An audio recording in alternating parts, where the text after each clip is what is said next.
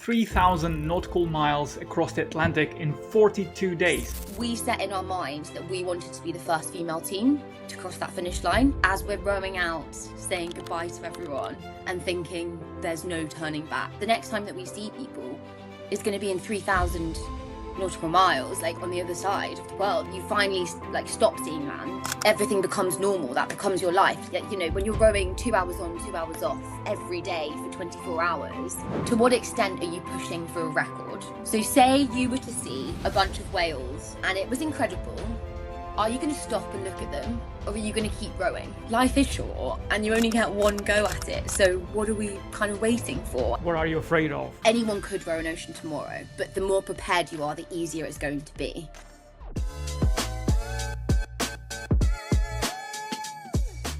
Welcome to another episode of Ride to Success, the podcast that takes you on a learning journey to a more productive, creative, and active life through the power of the bike. I'm your host, Pedro Couto Lopez. You can find me on LinkedIn under my own name. And in this podcast, I explore cycling's global trends, community needs, innovative business strategies, and the journeys of remarkable individuals in the world of cycling. Today's guest is Daisy Lugger, a Guinness World Record holding ocean rower, cycling advocate, and a global adventurer. She rowed over 3,000 nautical miles across the Atlantic in 42 days to win the female class of the Talisker Whiskey Atlantic Challenge. And most recently, she circumnavigated Great Britain in 49 days, becoming the first and fastest mixed team of 6 to complete the challenge. But Daisy isn't done.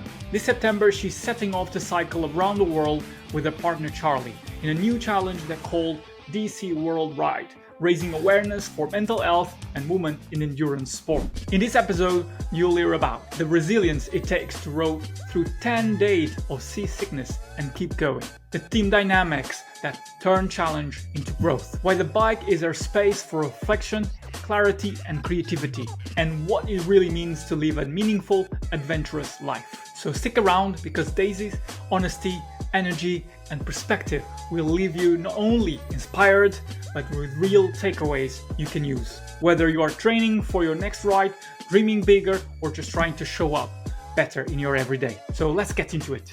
Welcome, Daisy, to Ride to Success. It's a pleasure to have you on the podcast. Thank you so much for having me. There is so much that I want to cover here. You know, you have several records to your name. You have an amazing story to tell, both on the water, on the bike. And kind of I want to first to set the scene. I want to allow the listener to try to understand how this came about.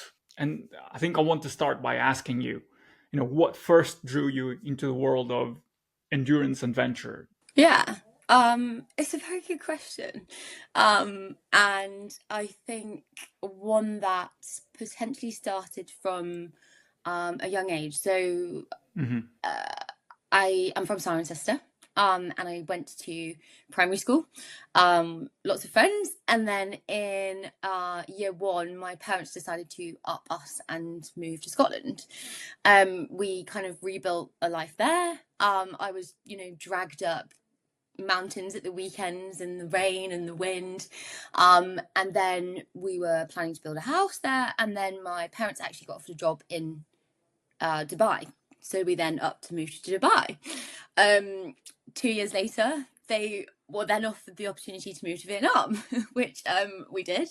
Along the way, I gained 3 younger brothers, all of which, whilst you're in those countries, you do a lot of traveling. You get to see so much. I think one thing that I really value was that in Vietnam, when we first moved, my parents were very kind of open to the idea of really immersing ourselves in the lifestyle. So we kind of lived in a typical Vietnamese property. No one on our street spoke English. Even though I went to an international school, it was just really amazing to kind of see how people lived and understand that. And I think how old were you when you moved to Vietnam? Because that's quite an experience. Still at a young age. So what would I... As well to Dubai, but yeah, I'm just interested in Vietnam. Yeah, so I would have been, I guess, between the ages of 6 to 10. That's pretty young. Yeah. And very formative years where you still kind of building your idea of the world and, what people are like building friendships. Yeah, 100%. And I think that's where kind of people especially have played into my world a lot, of meeting like these incredible people, especially at international schools. You obviously have people's parents that have been relocated, and they've lived in places all over the world. So it was really nice for me to, I guess it was a struggle, because you have to meet a lot of people. Like, it's constantly like, hello, I'm the new kid. Like, but at the same time, it was amazing because, again, like the people that I met. And I think that traveling in Dubai, traveling around Vietnam, like we had the opportunity to go to Singapore, to places that Cambodia, that you don't expect to see at that kind of age, I guess. And I think just from seeing that, it kind of started this adventurous character in me, in wanting to see kind of what was out there. And I guess that's then later down the line transferred to, coming back. So we moved back to Cirencester for my last 6 months of school, in primary school, and then it was as if I never left, which was really lovely, because I kind of like clicked back in with my friends, who I'm still friends with now. But then at secondary school, we were a very kind of active group. So, instead of like hanging out after school, we would always be kind of competing in hockey, competing in netball. And it was lovely because we all encouraged each other, going to county sports and doing all of that. And I think doing that with your friends and feeling the success all together was something that I just really loved. So then have, I guess, progressed and wanted to try and push that harder. So I think it probably after university, so I went to university in Bristol and I studied English literature and journalism. That then led me on to go and do 6 months in South America when I graduated. So I did an internship in Bolivia, but then I also kind of travelled around and did a lot of adventures whilst I was there. So, for example, trying to climb the highest mountain in Ecuador, just off the bat, because why not? Like, you've got the opportunity. Of course, yeah. And yeah, and I think in that time, a friend just messaged me and was like, "Do you fancy climbing Mont Blanc?" And I was like, "Yeah, why not?" And I think it's when you're around these adventurous people and you get offered these opportunities to do incredible things, that they make you feel like anything is possible.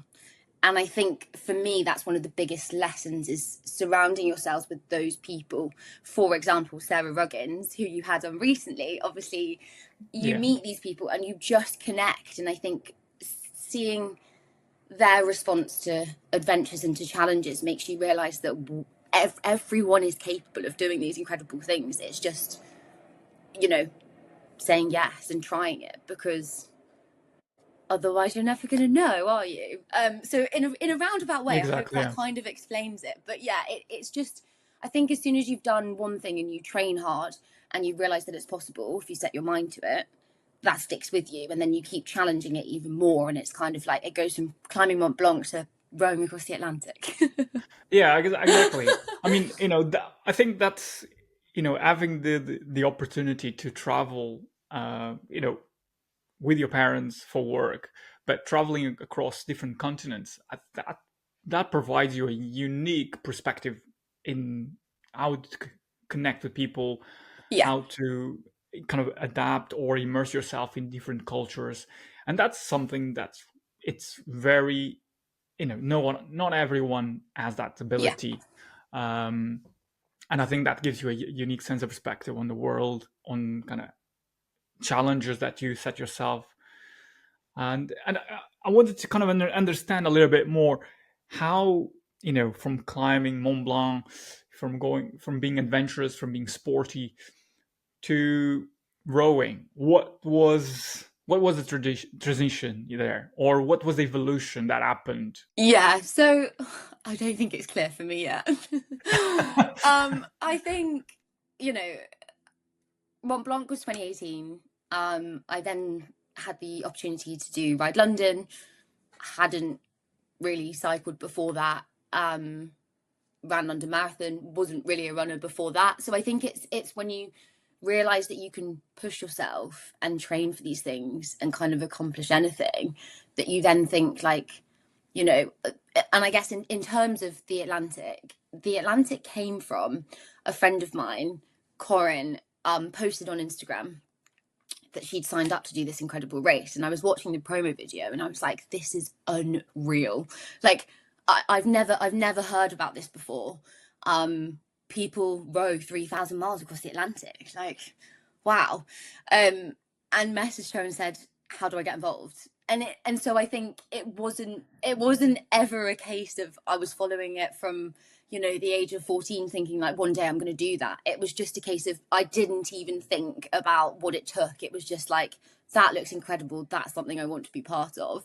So I'd love to say that there's this really long story of preparation to get to that point. I mean, I think it's shocking to people that haven't rowed the Atlantic or the Pacific or the Indian Ocean, for example, but you don't technically need to be a rower. So I would say like 75% of people that row across the Atlantic aren't previously rowers. So out of the 4 females that I did the Atlantic with, only one of them had been a rower at university. So it's really interesting, and I guess we'll come on to this in a bit more detail, but it's less about the rowing and it's more about having the mentality to commit to it and to know that you're signing up to. And don't get me wrong, when I initially saw that Instagram video, I didn't quite realize what I was signing up to. But like, it's, I'd do it again tomorrow. It's one of those things that, I'm so grateful to have been able to experience. So what you are referring to, for people that have not made a connection, is the Talisker Whiskey Atlantic Challenge that you completed in 2022. Yes. With over 3,000 nautical miles, and you completed it in 42 days, 7 hours, and a few minutes. Yeah. And that was you were the first in the women's class to complete the challenge. Yes. So that was 2022. I mean, and kind of I want to, and then you went on to kind of row around Great Britain. But we'll get to that in a moment. But first of all, it's interesting that you seem to have done things as a challenge, as a why not, and that's an interesting thing that I want to focus later on about the mentality, that kind of the impetus that you feel of wanting to try new things and just accepting the challenge as it comes. Yeah. I wanted to kind of, when you look back at, you have achieved, 2 Guinness World Records in the process of rowing across the Atlantic, rowing around Great Britain. When you look back, what moment still gives you goosebumps?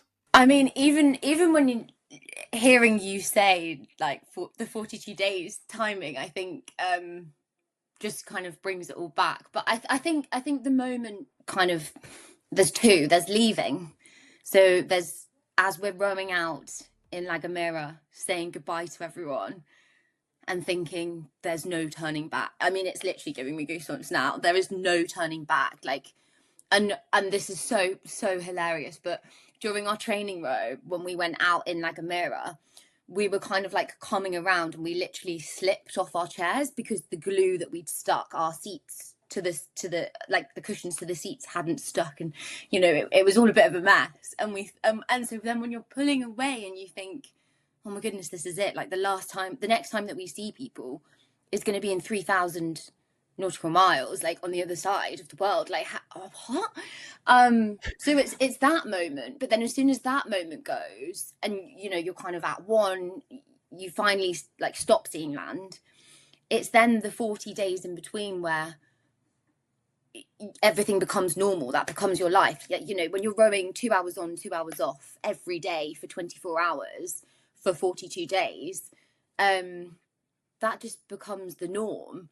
But it's then when you then know that you're nearly there and you can start to see land again, I think that's then the next moment where it brings everything back, and it's like, your life that you've just built on this boat isn't reality, and actually you're gonna go back to it and there's going to be loads of people. And even just the thought, I remember, of seeing land and thinking, we're going to go back and there's going to be loads of people and it's going to be really loud, and like we actually get to use a toilet and we get to have like fresh food, we get to decide. It's a really weird feeling.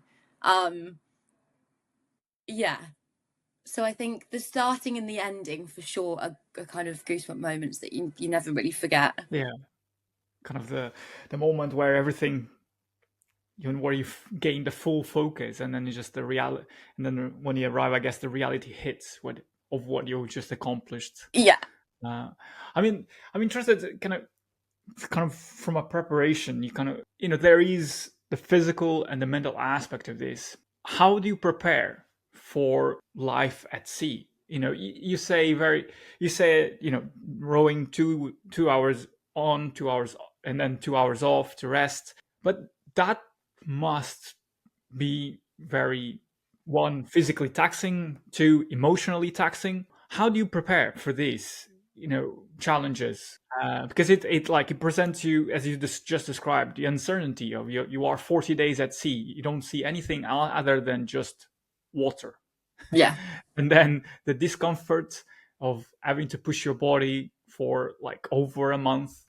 Yeah. And the isolation as well. And okay, that's a lot here, but walk us through that, the process, the preparation. It takes a lot, obviously, of preparation. I think the race organizers are really good at making sure, so you have to do a number of hours on your boat with it as a team, signed off before you leave. You have to go through a number of practices to make sure that you're capable of using all the equipment on your boat. And I think from them setting those rules, you have confidence built within you and your team that you're all capable of doing those. So if anything were to go wrong, you can handle it. I think mentally, we did, as a team, we went and did an escape room to try and understand like how each of us work, how our brains work. And it was really interesting because we all worked quite differently, which is a good thing. I think, you learn so much about each other so we did a week's, I think it was a week on the boat as training, and you go out and, you go kind of as far as you can, you don't see land, and you just, live life as if you would be during the race. I mean, don't get me wrong, we weren't kind of doing 2 hours on, 2 hours off. It was ridiculously hot, and it was kind of just like enjoying our time on the boat, understanding each other, seeing what we needed to do, and practicing 2 hours on, 2 hours off. But that definitely prepared us. I think the other side of it is packing. You're limited. Your weight is what you are carrying. So that takes a lot of making sure that you've got the right stuff and that everyone has the same amount of stuff, because obviously you don't want it to be unfair when someone's like, what, you've got a book and I don't. But yeah, it was a lot. And I think one thing that I've definitely taken away from it is that, you appreciate everything that you have on that boat, because it becomes your life for the 42 days.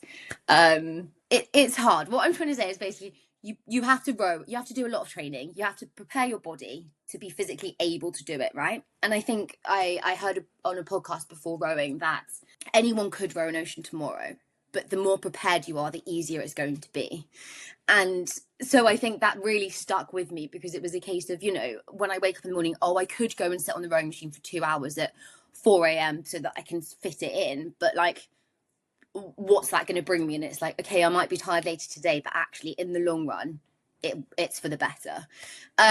Or kind of like, this weekend I'm going to miss out on plans, but it's for the better because this is the long-term goal. Do you know what I mean? It's basically prioritizing and thinking like in the long run. I think you start to realize what's important in life. So what is important in life for you? I think obviously friends and family are the most important. When you have family members or of stories where people have had issues, say someone's died at a young age when they really shouldn't have, or you have family that have had awful things like cancer and don't have tomorrow, I think it puts life into perspective, right? These experiences and these things that we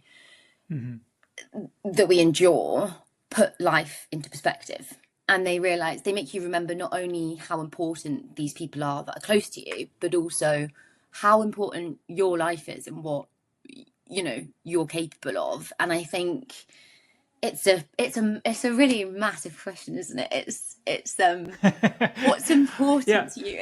It's I mean, you did set up that question for me to ask, to be fair, but it's a very important question. It's a question that is by no means very easy to answer, very personal as well, putting into perspective and looking at what can be achieved when you set your mind to it, and also understanding kind of the value of the life you have. It's a gift, so you kind of have to use it in a way that can be measured, or for you, not as for any other person, but so that you feel that you are gaining from your experiences. 100%. And I think recently, like, it's something that I've thought about a lot, especially with kind of what Charlie and I have signed up to later this year. Like, it sounds silly, but when you wake up and you say to yourself, I'm lucky to be alive, I think it puts everything into context. And you think,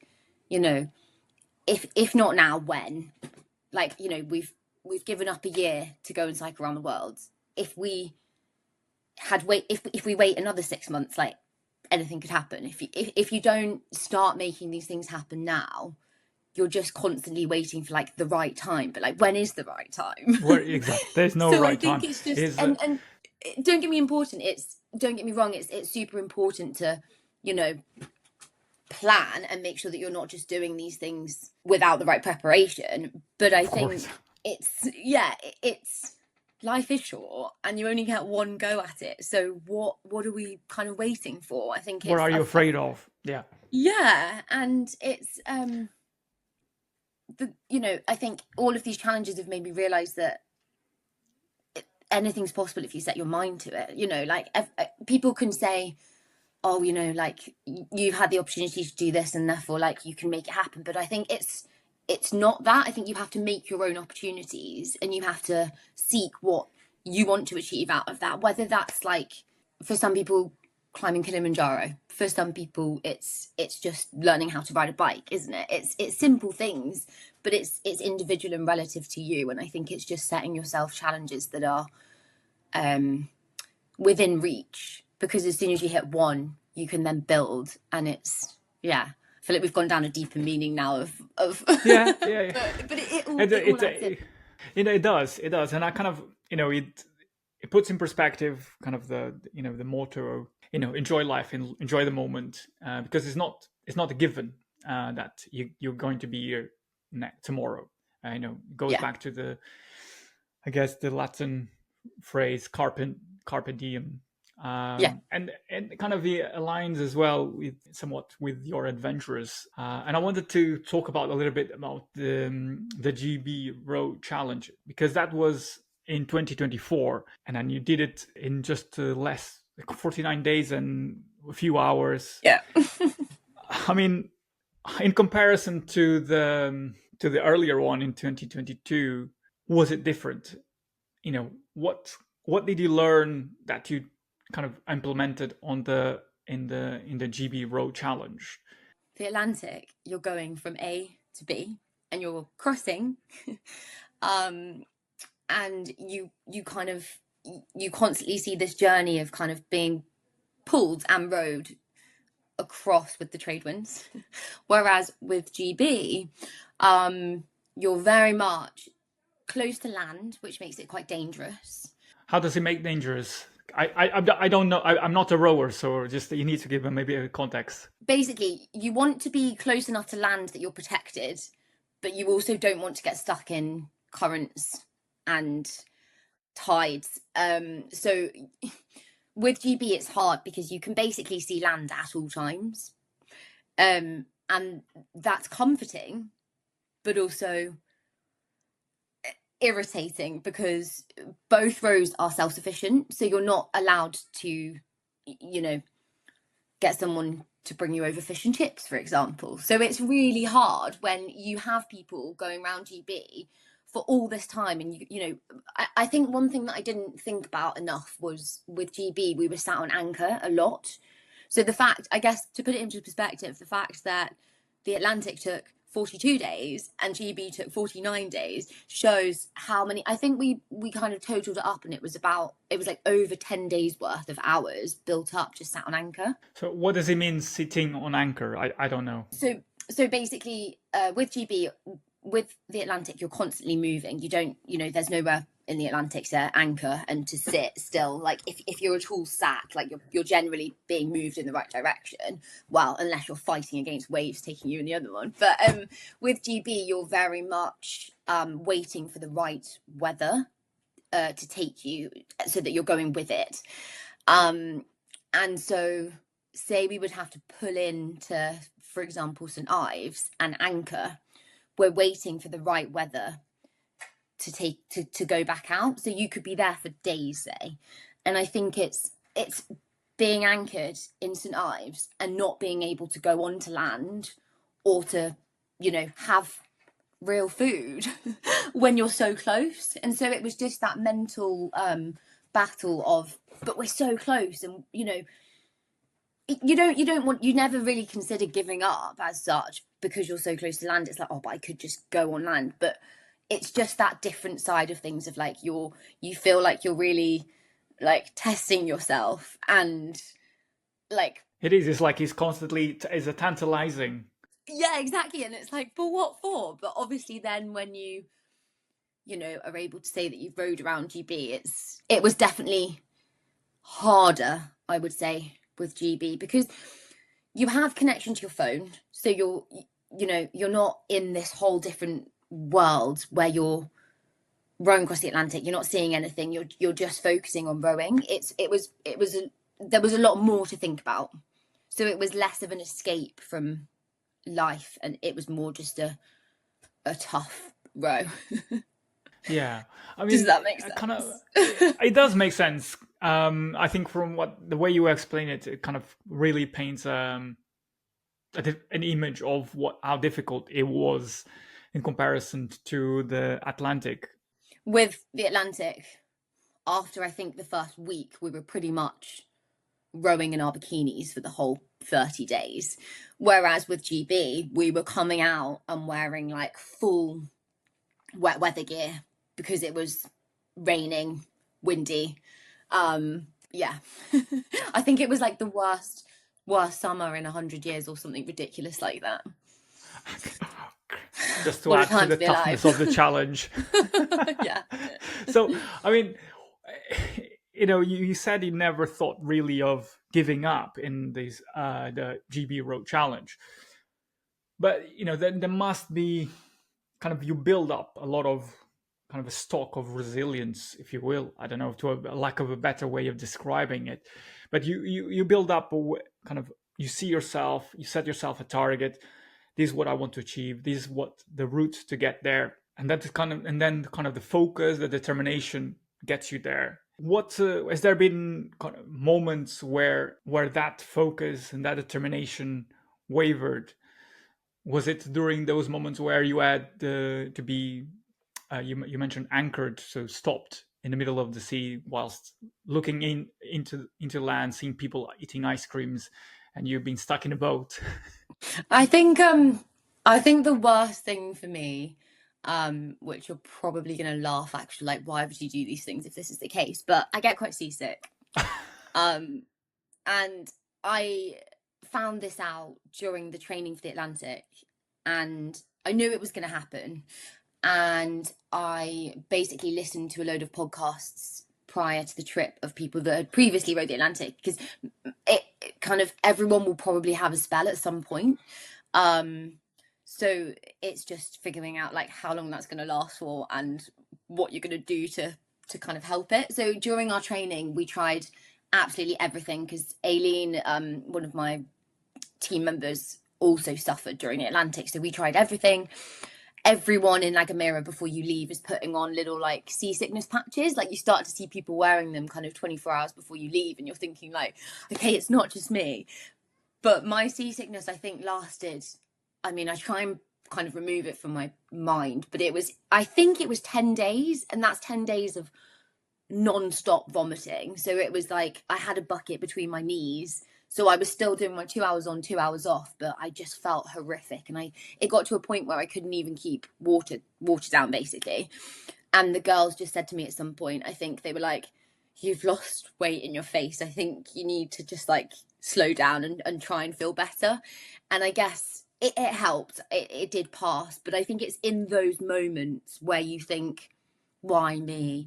I remember speaking to one of the race safety officers and being like, and they were like, are you feeling okay? And you know, when you're like, no, and you just want to break down crying and thinking like, why is it me? Like everyone else is fine. But I just think that it's a temporary moment, isn't it? It's like, yes, it's your body rejecting it and saying like, why are you doing this to me? But at the same time, I knew from having listened to these podcasts that it would pass, and that, you know, when I look back on the experience, that's not something, you know, when people ask about the negatives, and like seasickness is probably quite high on that list, but that doesn't in any respect cloud the experience. That was a 10-day thing that I think actually makes you a stronger person, because you've gone through it and you've then tackled it, and you think, okay, if I can do that, like I can get through anything, kind of thing. And I think at the end of the day, like with all these things, I think I feel so privileged to be experiencing that moment of, you know, rowing across the Atlantic, having the time off to go and row around GB, and to do that with like an incredible team in both respects is just, yeah, you kind of just have to pinch yourself and be like, but I'm on this boat, I'm on this journey, and it's amazing. And I think obviously for both of the trips, we worked with charities quite close to home, and it's just, you do remind yourselves as to why you're doing it. And, you know, you think when you're really tired, falling asleep at the oars, you're like, but there's people that don't have the opportunity to do this. So yeah, it really helps get you through. And you mentioned as well the aspect of teams. You were part of two very different teams, and it kind of is important as well to, I want to explore this angle a little bit. What have you learned about teamwork? Because it's two, I'm guessing, very different kind of dynamics within a group of people. And because there's a, you know, leadership, there's communication, you know, whilst you're rowing, whilst you're sleeping, whilst you're resting, and it's all in a very high pressured environment, kind of where you are, you know, with very in a close confined space. What is the experience? Yeah, I think you're right in both respects. I think two very different teams. So for the Atlantic, there were 4 females, and for GB, it was a mixed team of 6. I think with the Atlantic, we had so long to prepare, and, you know, the training that you do, you just have to be really honest and open about how you feel. And, you know, I think the organisers, again, make you go through so many procedures to check that you are the right team, and that you're happy, and that you are okay to be spending that amount of time on a boat together. And I think that comes down to understanding like what you want to get out of the journey, right? And I think with both teams, before we left, we sat down and we went through every worst case scenario. What does this trip mean to you? What would happen if this would happen? Like, are you prepared to stay on that boat if, like, worst case scenario, this would happen? And I think it just allows everyone to be really open and to be on the same page, and to realize that, you know, this is what we're working towards. So for example, one of the coaches for the Atlantic said to us, he was like, to what extent are you pushing for a record? So say you were to see a bunch of whales over there and it was incredible, are you going to stop and look at them, or are you going to keep rowing? And it was a way of being like, how much does it matter to you? Like, there's this journey in front of you. How much does the record mean, and how much does making the most of it mean? And I think it made us think the whole journey, because we did see an incredible, I think for about an hour, we just had huge whales coming under our boats, like a pod of, I don't even know how many. and it was like mesmerizing. Like, we also caught a fish, so we were like fishing along the way. But for us, we set in our minds that we wanted to be the first female team to cross that finish line. And along the way on the Atlantic, we actually had another team right behind us, and you don't normally see any boats, but we actually saw their nav lights at night, and that really like got to us, which I think was a good thing because it pushed us even more. But it's, do you know what I mean? It's having that team morale, and I think in terms of how do you use that and work together, it's understanding people's. I love it. Like, I love picking people's brains and kind of understanding the dynamics of groups, because in our team we had a massive introvert.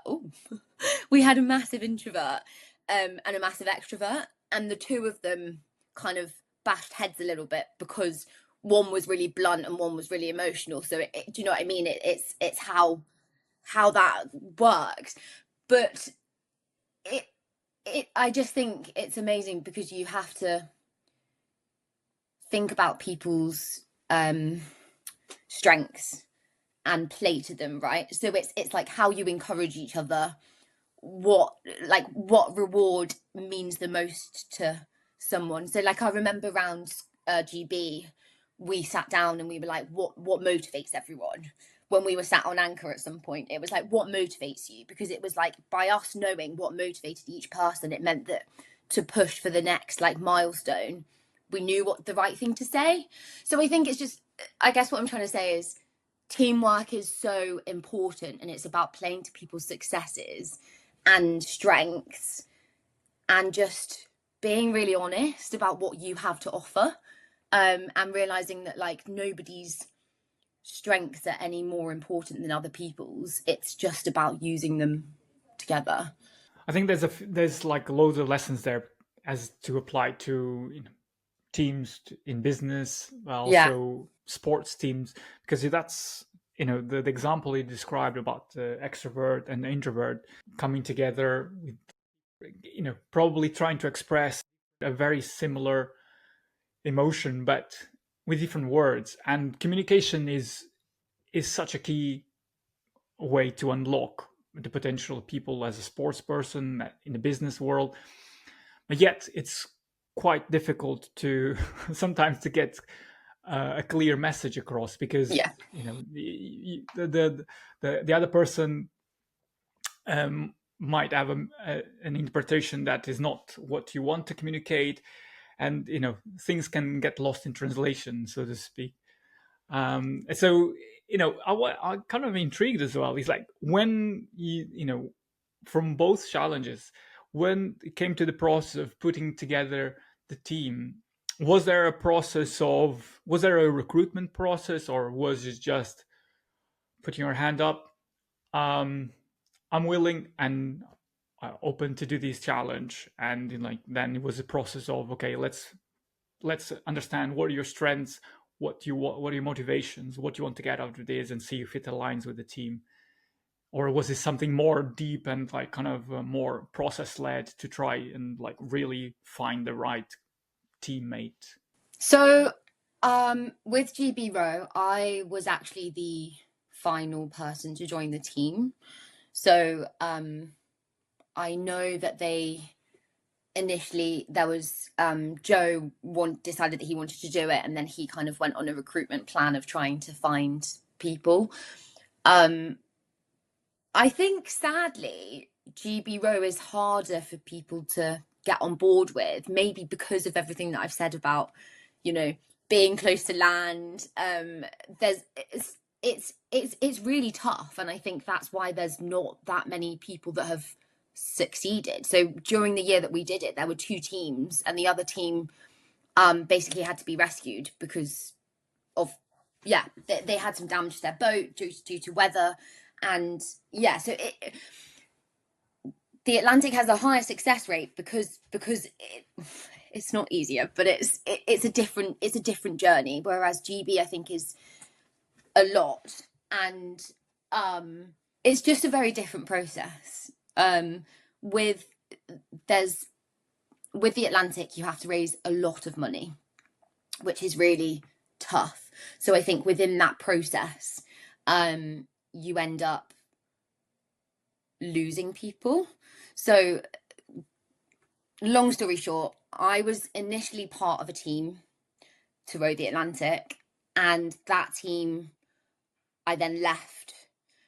A lot happened with them, and then basically two of the team members then reapproached me later down the line to rebuild another team.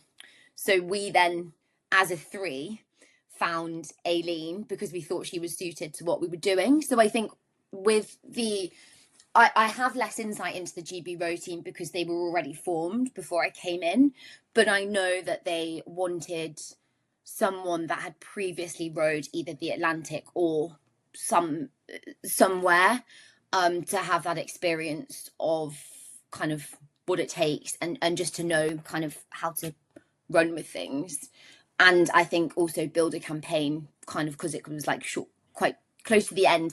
We didn't have loads of time to train, so they just wanted to confirm that someone was able to do it.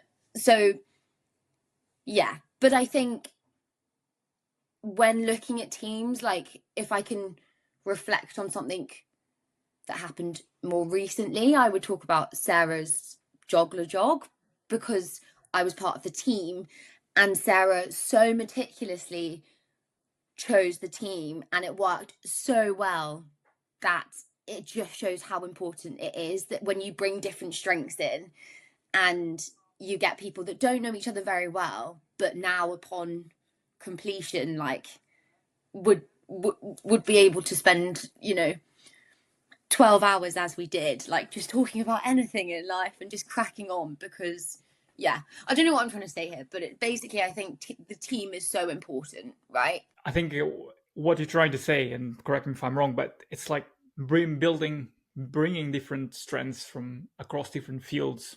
Yeah. It doesn't necessarily mean that the people will align in terms of their values, in terms of motivation, but if the purpose is key and essential to what they are working towards, is a success within itself. It's everyone being on board and having that end goal in sight and knowing how they personally are going to get there. Then just it's exciting. I mean, and I think that's it kind of leads me on very nicely, I think, to kind of your work experience at the moment. You're also kind of blending your passion for adventure with a career, kind of with LeBlanc, even though it's coming to an end, but it kind of is a nice intersection of where kind of passion for adventure intersects with kind of business, enabling people to go on adventures that kind of challenge them. Yeah. Is there a kind of always a need for you to find adventure in wherever you do in your life? I've never thought about it like that, but yes, I guess so. I think thinking back to all the traveling that I did as a child, I think it's just kind of within my nature to have that side of it, because I think it adds more to it, doesn't it? There's something exciting. It's a journey. So kind of one of the key aims that I have on the podcast is to take people on a learning journey to a more productive, creative, and active life through the power of the bike. And the bike has been somewhat part of your life, but is only a very small part of it. What does life look like for you off the bike in terms of getting to that level of, as you mentioned just now, about seeking adventure, but in a way that makes it productive and active in a very purposeful way? I think everything that the bike gives me, which is the freedom to process your thoughts and to explore, to get from A to B. Like the bike for me is a time where cycling for me is something that I generally do solo. Well, obviously I love working within the industry and cycling with people and ride leading and being around people. But I think initially cycling for me was commuting from Brixton to Shepherd's Bush. That's where I first learned to cycle when I was working in London.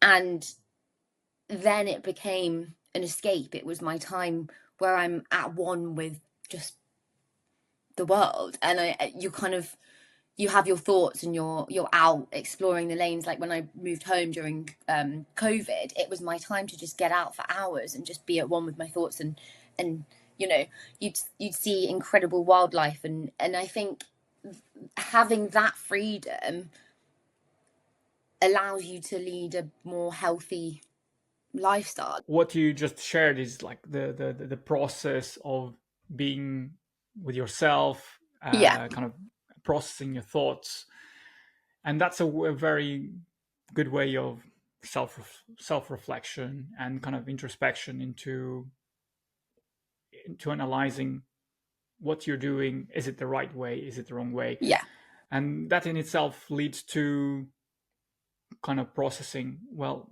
is this a good way? Is this a good challenge? Is my next career step the best one I can have? So yeah. it leads to those reflections on the bike. And it doesn't have to be like a huge light bulb moment, but it's like just the little things that you happen during the day to day, and that kind of you are processing through a bike ride. I think the reflection that you get from being on your bike ride to then being able to, live a life where you're open to far more, and I think for me, exercise is it helps my mental health, right? It keeps me sane, and therefore by having the bike and that escape, it allows me to be my best self in my everyday. So that's, and the fact that I can blend those two together. So with work, I can go on these incredible trips and work with people, and it just, it fills the picture, doesn't it? And makes it, Yeah. yeah, You by riding bikes, seeking adventure, kind of the process of it kind of allows you to be a better person. But also there's a line of thought that would argue that seeking discomfort, seeking challenges that push you out of your comfort zone, allow you to develop, allow you to grow. And I wanted to kind of in a more reflective tone, as kind of as you taking on these challenges, like the Atlantic, the GB Road Challenge, and now the one that you are about to embark on, the bike ride around the world. Does these challenges allow you, or are a kind of a process for you to discover yourself, to grow as a person? Is there a kind of a deeper meaning to them other than just the physical and the kind of the mental growth that comes with it? yeah, for sure, definitely. So I think, for example, the Atlantic, before I left the Atlantic, I was working for the civil service, and I very much felt like a tiny cog in a huge work of having kind of no real impact in what I was doing or real say. And so having that kind of 42 days on the Atlantic to think about what was next was really good time for reflection, and thinking kind of, what do I value? What do I want to achieve in life? And I think once returning, one of my teammates was a PT, and during our training she was like, like, why don't you go into something like this? You obviously love it. And I thought, I don't want to blend like my passion with my work. But then on returning, I just so happened to drop LeBlanc a message and be like, hey guys, I've been following you for so and so, I love everything that you do, blah blah blah, like please just let me know if any jobs ever come up. And long story short, they had an opening, literally, like it came onto LinkedIn, I think 2 days after I sent that email.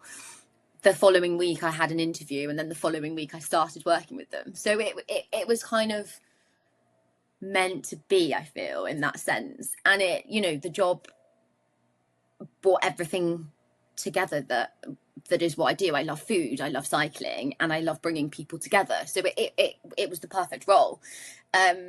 And I think, I've now got to a point 2 and a bit years in, and thought, I still think it's great, but have been offered this opportunity to go and take a year off cycling my bike.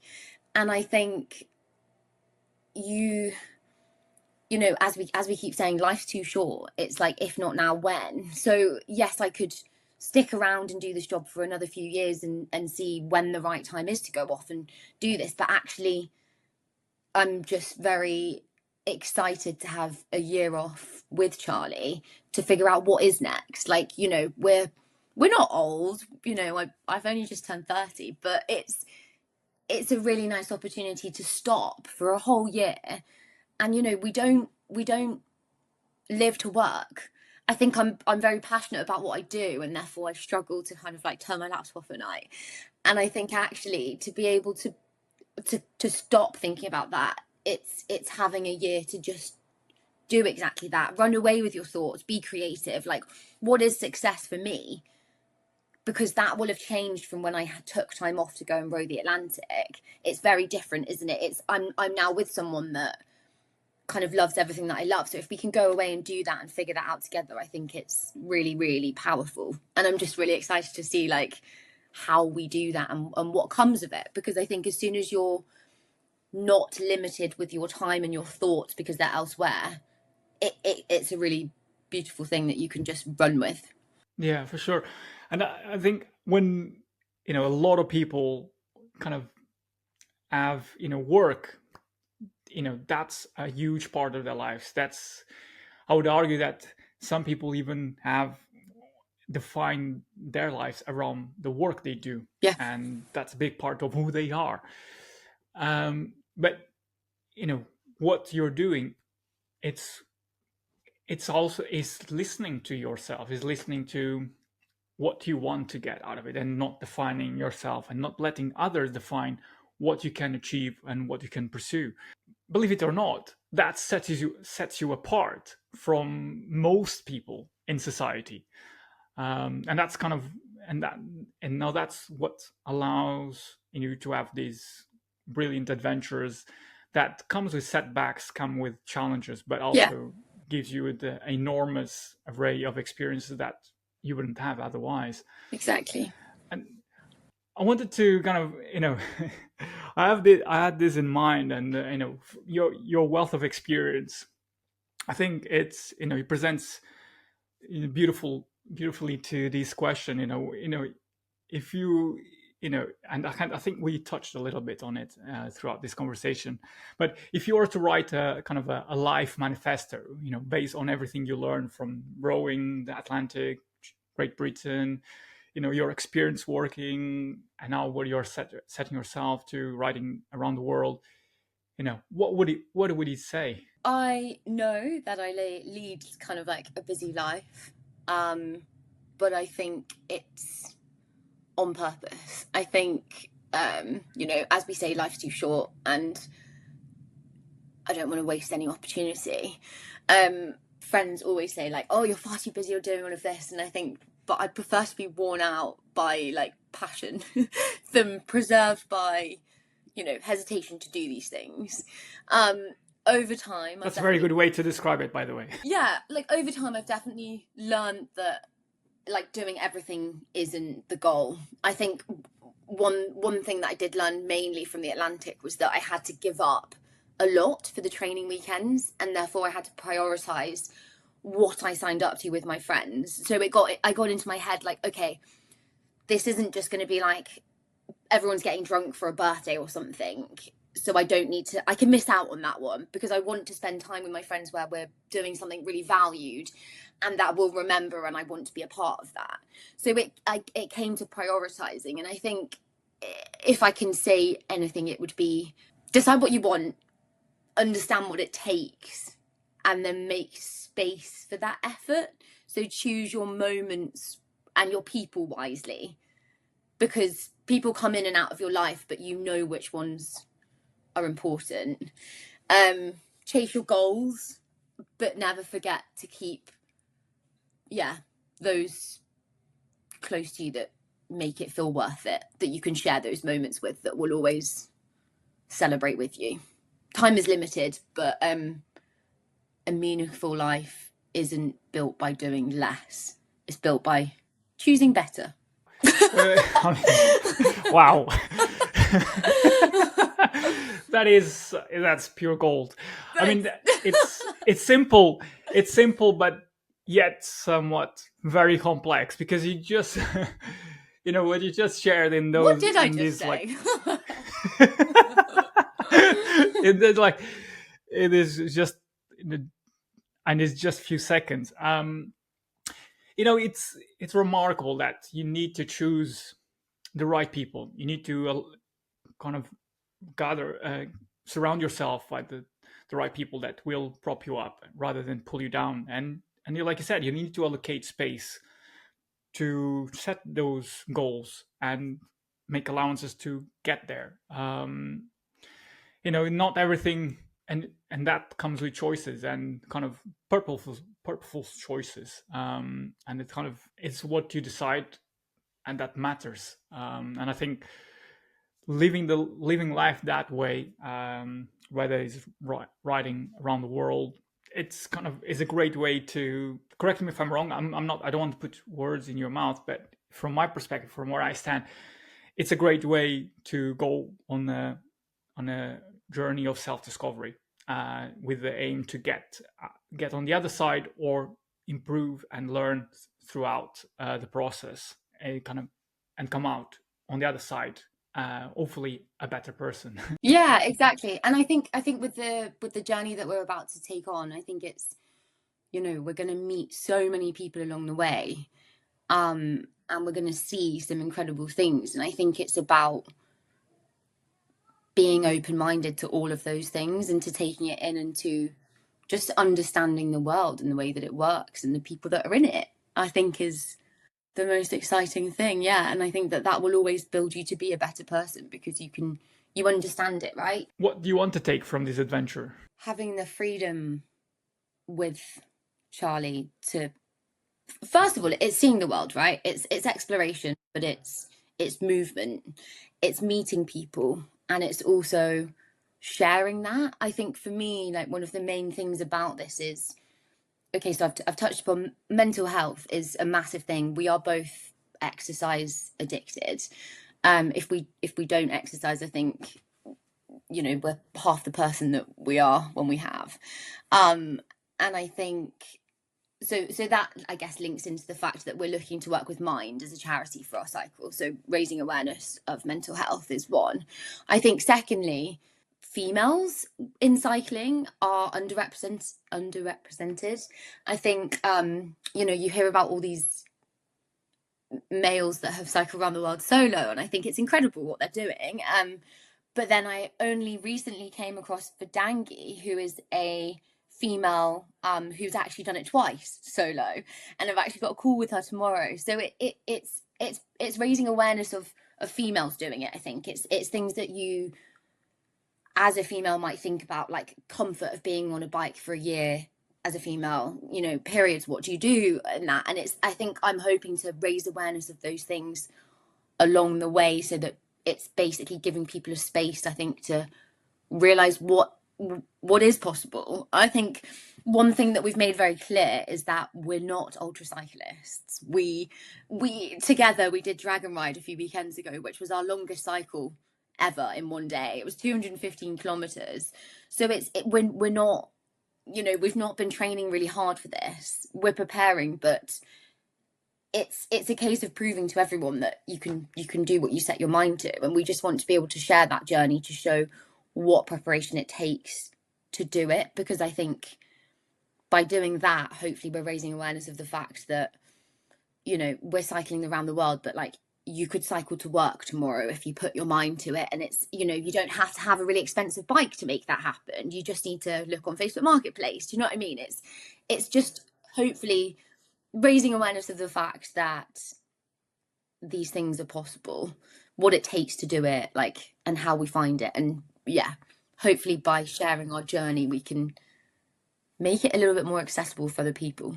Definitely, yeah. And I think it also creates, opens the curiosity gap for people that wouldn't otherwise have the the time or the experience, and allows you to kind of share that experience with them. Yeah. And also even to kind of create the motivation for other people to take on that, because as you said, you can just, is all about believing on setting goals and allowing the space, creating space and the structure to achieving them. It's nothing is impossible if you don't set your mind to Exactly. it, and make allowances to make that happen. Exactly.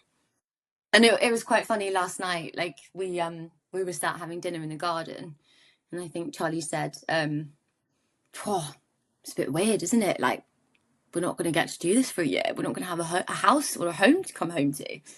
And I was like, but that again, I think is such a lovely thing, because it's, yes, we won't, but it's knowing that we have that to come back to and to look forward to that, and to appreciate it even more. It's a case of going to be a journey of self-reflection. Yeah. I mean, you touched this earlier on about success looking differently depending where in different times in your life. And at this point in time in your life, what does success look like to you? I've thought about this a lot recently, and I think comes down to being happy. I think enjoying every day of life, and I know I keep going on about, like, you don't know if you're going to wake up tomorrow. I know that's really negative to think, but I think use it as a positive. Like, how can you seize every day?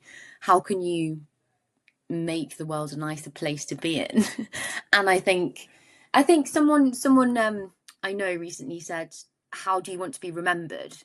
And I think that's a really lovely point as well. It's what do you want people to think of you when you leave? You when you're not here anymore, you want to be remembered as someone caring, someone kind, someone that you spent a lot of time with. And I think it's just taking all of these everyday values into reminding yourself of what you want in life, like, and that is to push myself, to challenge myself, to have achieved things, but also to have been happy and to be around my family and friends and to appreciate them and to have them close. And I think we need to stop trying to prove ourselves to other people and to think about what makes you individually happy. And I think, don't get me wrong, social media really doesn't help with that. But it's reminding yourself of, again, what makes you personally happy. It's a brilliant insight, because it's just, I think for me it resonates with what you just shared, because being happy or leading a purposeful life, it's all about making small actions, making the people around you feel better, and feeling that what I do creates ripples of positivity around me. And from what you shared with us just now, that seems very similar.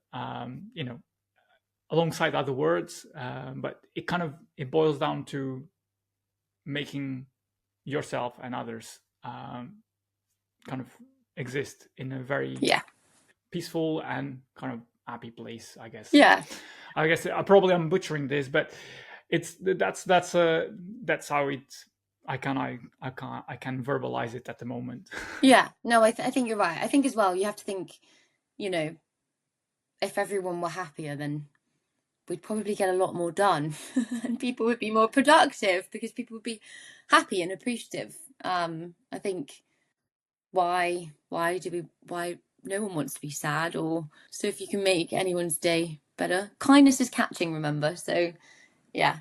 I wanted to, as we're coming to a close, and as part of a tradition of the podcast, there's always a question that is left to my next guest. And kind of this question is not, the guest that left this question for you doesn't know what you have achieved or what you do. So the question is this: how do you overcome the critic in your head? Ooh. You prove it wrong. You wouldn't challenge yourself if there wasn't this inkling of, like, can I do it, right? It would be too easy. nothing worth, what did they say? Nothing worth fighting for. I don't know. Let's move past. Yeah, I get the gist. I get the gist. I think I understand. Like, if it is not worth fighting for, then is it worth pursuing? Exactly. These challenges that we set ourselves, we get to overcome, and I think a lot of, at the back of my head, every time I go for a run, I think, why am I doing this? This isn't fun. But on reflection, I get home and I think, I feel great. Like, wow, I just did this. And it's proving those negative thoughts wrong, isn't it? That's an accomplishment within itself. It's just trying to be positive and overwrite those critical thoughts of I'm not good enough, like I can't finish this. It's flipping it and being like, why can't I finish this? Like, why am I not good enough? Like, yes, you are. You can do whatever you set your mind to. Like you said before, bringing more positive into your day to day, and also, more importantly, even perhaps being kinder to yourself. Yeah, exactly. And like, if it is something out of reach, it's like, okay, let's break it down. Let's think about how we can make it possible. What can we do to set smaller targets to then reach bigger targets? And I think, life would be boring if we weren't constantly pushing ourselves and seeing what's next and what we're capable of. Exactly. Yeah. Well, that's a beautiful way to end this recording. Daisy, it's been a pleasure to chatting with you, getting to know you, and having you share your amazing story. And I look forward to following the journey of your cycling, or your cycle around the world. Thank you. So thanks for being part of our growing community in the Ride to Success. Yeah, pleasure. Thank you so much for having me. It's been great. If Daisy's story got you thinking differently about discomfort, mindset, or what's possible on two wheels, share this episode with two friends who need a reminder that ordinary people can do extraordinary things. And if you're still listening, I know you care about cycling, community, and growth. So help me spread this message and share this episode with two people you think might want to listen to this episode. Thanks for being part of this journey. Until next time, keep riding toward your own version of success.